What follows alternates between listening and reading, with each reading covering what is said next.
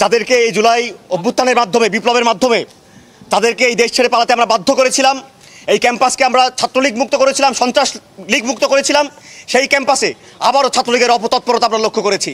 আপনারা জানেন আজকে ডাকসু কেন্দ্রিক একটি সিন্ডিকেট সভা হওয়ার কথা ছিল, সেটিকে কেন্দ্র করে আমরা মনে হচ্ছে এটি একটি পূর্ব পরিকল্পিত ঘটনা। আজকে আপনারা জানেন শাহবাগ থানা, যেখানে পুলিশের থানা অবস্থিত, সেখানে নিরাপত্তা মানে কি পর্যায়ে থাকে, সেখানে তারা আজকে মিছিল বের করেছে, সেখানে তারা ককটেল ফুটিয়েছে। হলপাড়া থেকে 100 মিটারের মধ্যে তার ককটেল ফাটিয়ে চলে গেছে জয় বাংলা স্লোগান দিয়ে, এবং শিক্ষার্থীদের নাকের ডগা দিয়ে তারা এই ধরনের অপতৎপরতা চালিয়ে যাচ্ছে। আপনারা মানে আমাদের মাঝে মাঝে চিন্তা করে অবাক হতে হয় যে এত বড় একটা শিক্ষা প্রতিষ্ঠান শিক্ষার্থীদের লিগ্যাল প্রতিনিধিত্ব ছাড়া কীভাবে চলতে পারে।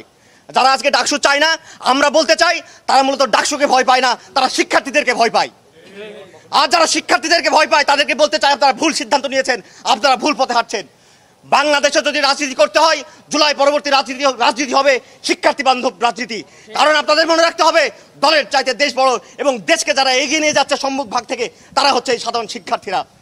কাজে আমরা বলতে চাই, এই ছাত্রলীগ, সন্ত্রাস লীগের অপতৎপরতা, দেশব্যাপী যে সন্ত্রাসী কার্যক্রম, ককটেল ফাটিয়ে, ককটেল বিস্ফোরণের মাধ্যমে, আপনারা জানেন যে আমাদের এই যে মাঠের মধ্যে ককটেল পাওয়া যায়, মাঠের মধ্যে কি হয়, গল্প করতে করতে ভুল করে ককটেল ফেলে চলে গেছে এমন কিছু না, তো এটা একটি পূর্ব পরিকল্পিত একটি সন্ত্রাসী কর্মকাণ্ড। এটির পেছনে কারা আছে, কোন মাস্টার মাইন্ডগুলো কাজ করছে, আমরা চাই এই ইন্টারিমের মাধ্যমে, এই পুলিশ প্রশাসনের মাধ্যমে, সূক্ষ্ম তদন্তের মাধ্যমে তাদেরকে খুঁজে বের করতে হবে।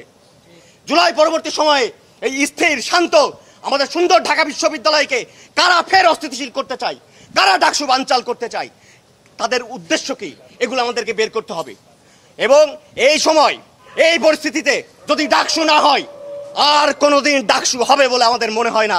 আজকে ভোরে যেভাবে রাতের আধারে ছাত্রলীগের সন্ত্রাসীরা কাটাবনে মিছিল করার দুঃসাহস দেখিয়েছে, এটি কল্পনাতীত। এর আগে তারা কখনো ক্যাম্পাসের এত কাছে মিছিল করার কখনো সাহস করে না। আমি প্রশ্ন রাখতে চাই, ইন্টারিমের গোয়েন্দা বাহিনী কি করে, তাদের কাছে কেন ইনফরমেশন থাকে না, কেন তারা এটা প্রতিহত করতে পারলো না? তারা শুধু এখানে মিছিল করে নাই, মিছিল করে নাই, বরং মিছিলের পরে এখানে তারা ককটেল ফাটানোর মতো দুঃসাহস দেখিয়েছে। এমনকি হাইকোর্টের ট্রাইব্যুনালের সামনে, যেখানে আজকে শেখ হাসিনার বিচার প্রক্রিয়া চলার কথা ছিল, সেখানে তারা ককটেল ফাটিয়েছে, এবং কিছু ককটেল অবিস্ফোরিত অবস্থায় উদ্ধার হয়েছে সেখান থেকে। এমনকি ঢাকা বিশ্ববিদ্যালয়ের প্রাণকেন্দ্র আইন বিভাগের মধ্যে অ্যানেক্স ভবনের ময়লার ভাগাড়ে, সেখানে প্রায় 60টির মতো ককটেল পাওয়া গেছে। আমরা মনে করি এই ঘটনাটি কোনোভাবেই অপরিকল্পিত হতে পারে না, একটি সুস্পষ্ট পরিকল্পনায় এবং পরিকল্পিতভাবেই এই আজকের এই ইনসিডেন্টটি ঘটানো হয়েছে। আমরা প্রশ্ন রাখতে চাই, ইন্টারিম গভর্নমেন্ট 5 আগস্ট পরবর্তী সময়ে যতগুলো আওয়ামী লীগ, ছাত্রলীগের সন্ত্রাসীদেরকে গ্রেপ্তার করার কথা ছিল, তাদের কাউকে গ্রেপ্তার না করে বরঞ্চ অনেকটা ক্লিন চিট দিয়ে রেখেছে। তারা এখনও ফেসবুকে পোস্ট দিচ্ছে, লেখালেখি করছে, প্রকাশ্যে ঘুরে বেড়াচ্ছে, অথচ তাদের ব্যাপারে সুস্পষ্ট ডকুমেন্টস আছে, ভিডিও ফুটেজ আছে যে তারা কীভাবে শিক্ষার্থীদের উপর নৃশংস হামলা পরিচালনা করেছে। এত তৎপরতা থাকা সত্ত্বেও অত্যন্ত দুঃখজনক যে, এবং তাদের বিরুদ্ধে মামলাও হয়েছে, মামলা হওয়ার পরেও ফেসবুক ট্র্যাক করে সহজেই একজনকে বের করা যায় সে কোথায় আছে, কিন্তু তারপরেও এই লীগের সন্ত্রাসীদেরকে গ্রেপ্তার করা হয় নাই। ঢাকা বিশ্ববিদ্যালয়ে প্রায় 5 শতাধিকের অধিক ছাত্রলীগ সন্ত্রাসী যারা শিক্ষার্থী নির্যাতনের সাথে জড়িত ছিল, তাদের একটা তালিকা বিশ্ববিদ্যালয় প্রশাসনের কাছে হস্তান্তর করা হয়েছিল, এবং যে সকল সন্ত্রাসীরা শিক্ষার্থীদের উপর রক্তাক্ত হামলা করেছিল, শিক্ষার্থীদের, নারী শিক্ষার্থীদের রক্তাক্ত করেছিল, তাদের ভিডিও ফুটেজ সহ, ছবি সহ, ডকুমেন্ট সহ তাদের প্রমাণগুলো বিশ্ববিদ্যালয় প্রশাসনের কাছে উপস্থাপন করা হয়েছিল। কিন্তু অত্যন্ত দুঃখজনক হলেও সত্য, আজকে 10 মাস অতিবাহিত হয়ে গিয়েছে, এখন পর্যন্ত বিশ্ববিদ্যালয় প্রশাসন এই নিষিদ্ধ সন্ত্রাসীদের ব্যাপারে কোনো ধরনের ব্যবস্থা গ্রহণ করতে পারে নাই।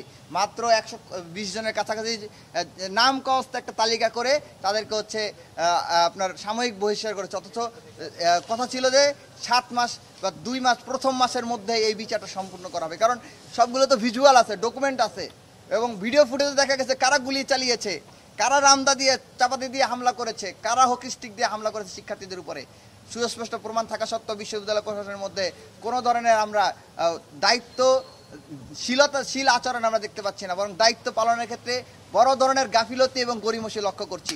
একই সাথে বিশ্ববিদ্যালয়ের যে সকল শিক্ষকেরা যারা প্রকাশ্যে এই গণহত্যায় মদদ দিয়েছে, গণহত্যার সপক্ষে বয়ান তৈরি করেছে, শিক্ষার্থীদেরকে হত্যাযোগ্য করার বৈধতা দিয়েছে, সেই সকল শিক্ষক এবং শিক্ষিকা যারা শেখ হাসিনার সাথে সাক্ষাৎ করেছিল, ওই খুনি হাসিনার সাথে 3 আগস্ট সাক্ষাৎ করেছিল এবং শিক্ষার্থীদের বিরুদ্ধে রাজপথে নেমেছিল।